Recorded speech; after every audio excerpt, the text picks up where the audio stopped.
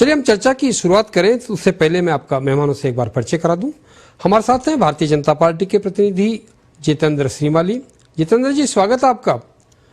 प्रियदर्शी भटनागर जी कांग्रेस के प्रतिनिधि हमारे साथ हैं और शिक्षावेद और एक निजी विश्वविद्यालय के वाइस चांसलर रहे राजेश कोठारी जी, प्रोफेसर राजेश कोठारी जी हमारे साथ हैं।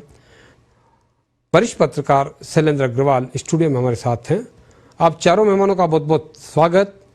चर्चा में करूंगा आपके साथ कोठारी साहब, क्योंकि मूल मुद्दा शिक्षा से जुड़ा हुआ है और खास तौर से उस शिक्षा से जुड़ा हुआ है जिसमें हम ये कहते हैं कि वहां तो कम से कम राजनीति नहीं होनी चाहिए।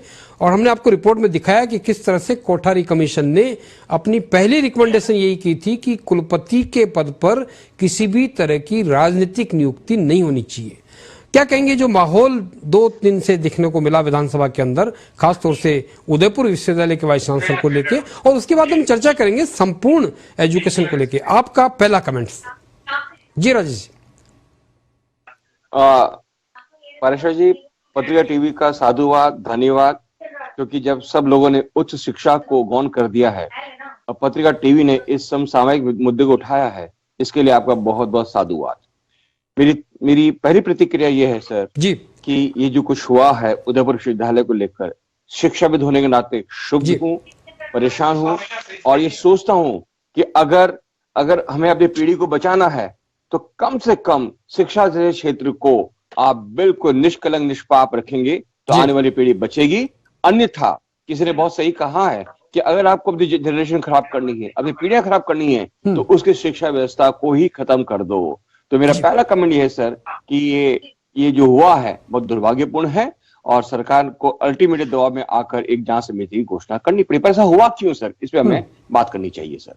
जो हुआ दुर्भाग्यपूर्ण है। बाकायदा सर्च कमेटी होती है वाइस चांसलर के सिलेक्शन को लेकर के, और सर्च कमेटी के पास दुनिया भर के जो आवेदन है वो भी आते होंगे, उसके बाद उनकी छटनी भी होती होगी, उनके दस्तावेज भी देखे जाते होंगे। फिर ये इतना बड़ा घपला कैसे हो गया?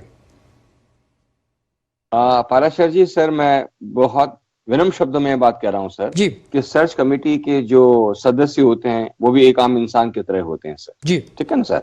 कोई और हर सर्च कमेटी के पास के मेंबर्स के पास में एक सेट एजेंडा होता है। उनके पास में किसी एक या 2 नाम को रेकमेंड करने का दबाव होता है, वो राजनीति कह लीजिए, वो किसी और रूप से कह लीजिए, और वही नाम उभर के आपको सामने आते हैं। ऐसी क्या खास बात है कि एक शिक्षाविद तथा शिक्षाविद बार बार आप वीसी बना देते हैं उसको? आप ऐसी क्या खास बात है जिसके ऊपर गंभीर आरोप लगे हुए हैं उसको आप दूसरी यूनिवर्सिटी में चार्ज देते हैं आप? तो ये जो हम बात कर रहे हैं ना कि बहुत से नाम आते हैं, नाम बिल्कुल आते होंगे सर, आप अप्लाई करिए ना, पर अप्लाई करने का कोई मतलब नहीं होता है। हर मेंबर के पास में एक सेट टारगेट है कि आपको इसी का नाम बताना है और कुछ नहीं बोलना है। अन्यथा अगर ऐसा होता तो मैं कहता हूँ कि जो दुर्दशा उच्च शिक्षा की आज राजस्थान में हो रही वो नहीं होती सर।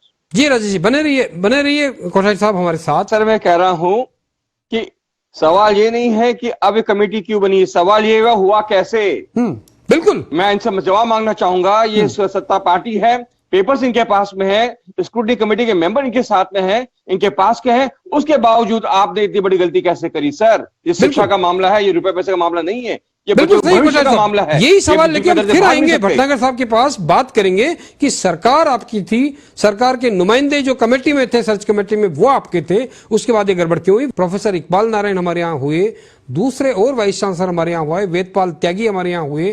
तो इस तरह के जो वाइस चांसलर हुए और उनका जो रुतबा रहा वो अब क्यों खोता जा रहा है, क्या कहेंगे?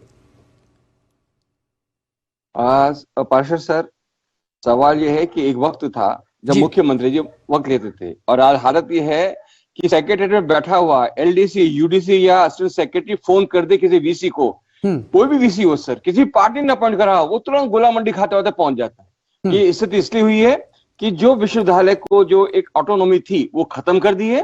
विश्वविद्यालय अब सिर्फ और सिर्फ सरकार के ऊपर आर्थिक रूप से मजबूर हो गए हैं और उनके सरकार की तरफ हर पल के लिए जागना पड़ता है। दूसरी बात, मैं आपसे खुले मन से बात करना चाहता हूं सर कि विश्वविद्यालय का अर्थ ये था कि जहां संयम था, गरिमा थी, विद्वता थी, वो सब चीज सेकेंडरी हो गई है, क्योंकि अब लाइमलाइट में वो लोग आ रहे हैं जो ये इनके प्रकार कुर्सी के पाए पकड़े हुए हैं और और उस पाए के ऊपर मजबूती से बैठे हुए हैं, जिसमें आप कास्ट का फैक्टर ले उसमें लीजिए, कोठारी पैसे का साहब फैक्टर ले बड़ी लीजिए। बात यह भी है कि वाइस चांसलर वही बनेगा जो उस पार्टी की आइडियोलॉजी का होगा, चाहे वो कमल की आइडियोलॉजी होगी, चाहे हाथ की आइडियोलॉजी होगी। ये हमने देखा है और तमाम वाइस चांसलर पिछले दिनों जहां जहां भी बने वो इसी तस्वीर को साथ में लेके, इसी फ्रेम के साथ विश्वविद्यालयों के कैंपस में घुसे हैं।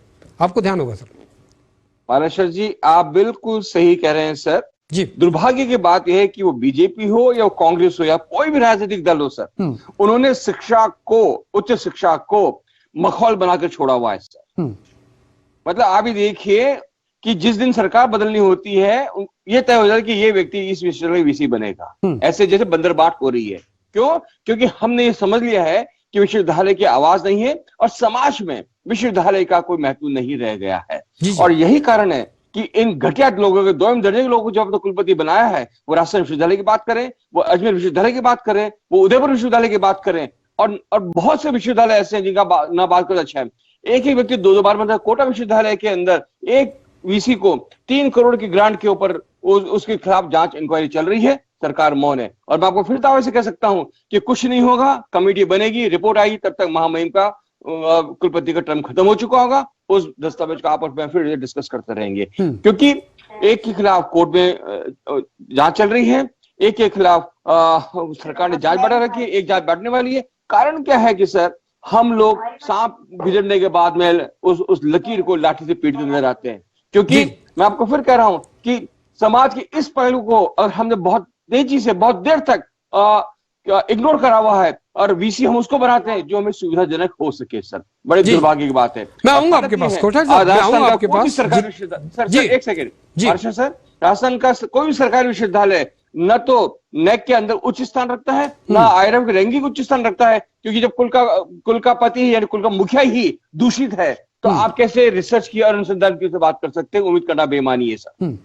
सर देखिए हरीश जी, जो पूरे हालात हैं सर, बड़े क्षोभ की स्थिति है, दुख की स्थिति है, पर दुख मनाने से तकलीफ कम नहीं होगी। मैं चाहूंगा, आपके माध्यम से कहना चाहूंगा कि राज्य के मुख्यमंत्री जी लोकप्रिय अशोक गहलोत जी ये बड़ा कड़ा निर्णय ले लें कि भैया जो भी दोषी हैं वो सर्च कमेटी का मेंबर हो या उनके विभाग के कर्मचारी हो, अगर उनकी लिप्तता पाई गई उनके खिलाफ सख्त कार्रवाई की जाए तो जनता का विश्वास उनमें होगा। दूसरी बात मैं आपसे कहना चाहूंगा, महामहिम आदरणीय है, उनको भी ये, मैं बहुत छोटा हूं पर कहना चाहूंगा कि इस तरह की गलती हो तो सख्त कार्रवाई लें। क्योंकि बड़े दबे स्वरों में कह रहा हूं सर कि कहते हैं कि कुलपतियों के नियुक्ति के अंदर अर्थ का भी लेन देन होता है, क्योंकि पुख्ता सबूत नहीं होते हैं, पर अगर धुआं निकलता है तो ये बताता है कहीं ना कहीं आग लगी हुई है।